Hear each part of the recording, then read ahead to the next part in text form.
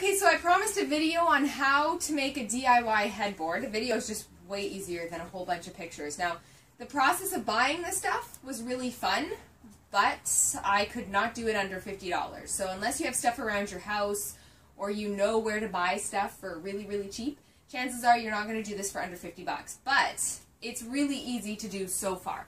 This here is my plywood, so I'm just going to move all this to show you. Underneath this foamy, which I've already laid out, is a piece of plywood. And it's actually super, super easy. So if my handy dandy cameraman would show you this side, this here is the plywood. It's really simple. You just go down to Home Depot, you find the piece that you want, and they will cut it to size. Mine is going to be for a queen size bed. So I had measured it out already. Got them to cut it. It was $8. Like, it's the cheapest thing you're going to buy probably of all this stuff. The foamy is up to you. You can buy the expensive stuff, or you can do what the videos say to do and use the mattress foamy, which is what I chose to do. And I bought the queen size one. That's a bit challenging. You have to lay it down and then cut it to fit. And they say it's super easy. It actually requires probably about 2 people to do. And as you can see, you're left with a big mess and a whole bunch of pieces all over the place, but it works. To get it to stick, you use your adhesive spray. And I wasn't sure this would actually work, but it's super sticky. So it works really well, and you can get it anywhere. The other thing you're going to need is a staple gun, and you're going to need your staples. And according to the videos, a 1/2 inch staple is the perfect size to get. So that's what I got, and we'll find out why. So anyway, this has been laid down. So the next step for me is the most expensive thing that I bought, and that's the batting. And this is actually, I went to Michael's, I went to Walmart, and it doesn't really seem to matter. $30 is roughly the price you're going to spend on this. But the most expensive thing was this. But this is what I'm going to lie down right now, along with the material that I've got. So I'm going to just kind of rip through this, and then we'll see what it looks like at the end. It's supposed to be really easy, so we'll see. Okay. Okay, so I've got my batting laid out, and actually that was the easy part. I don't know how easy it's going to be because I have to turn this over. Now that it's laid out flat, I'm going to turn the plywood over, and we're going to staple it. But I think I'm going to lie the fabric that I bought on top of it and do them together instead of having all those extra staples, doing one at a time. This is the material I'm going for because I wanted to kind of brighten up my room a little bit. So again, 20 bucks.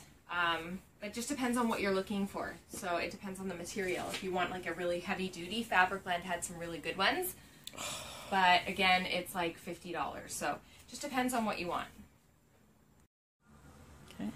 Hey, okay, so it's 24 hours later. That's because we went through a bit of an issue. So I'm going to tell you how you can avoid that. The plywood that was cut instead of it being 5 1/4 was 6 1/4, which after laying out my fabric, which I opened, it didn't fit, and after we measured to find out why, it turns out that it's a whole foot longer. So if you're going to do this and you go to get a piece of plywood cut, bring a measuring tape so that after they cut it, you can measure it and make sure it is what it's supposed to be. So I went out today, I went out today and I bought some new fabric, which is now going to be this stuff here. So I'm going to lay this fabric out, and we're going to see how this looks. I had to buy fabric that matched the pillows and everything I bought. So this is the way I'm going to go. So I'm going to lay this out, then we're going to staple it, and then we're going to come back and I'm going to tell you how easy that part is. Okay, so here is the final product. Here's what it looks like when you have the batting all done. Now the thing that I would suggest about doing the batting is have 2 people do it. This is really not a one-person job unless you're doing a twin. Anything bigger than a twin, you're going to need 2 people to do it. But the trick to the batting, when you've laid it out, go from this end to that end, this end to that end. That would make it so much easier. So from basically end to end, length to length, it makes it a lot easier. This is what the front looks like. You'll see here's what the back looks like. I'm going to try to turn it for you so you can see it. There you go. So that's what the back looks like. It's not very pretty.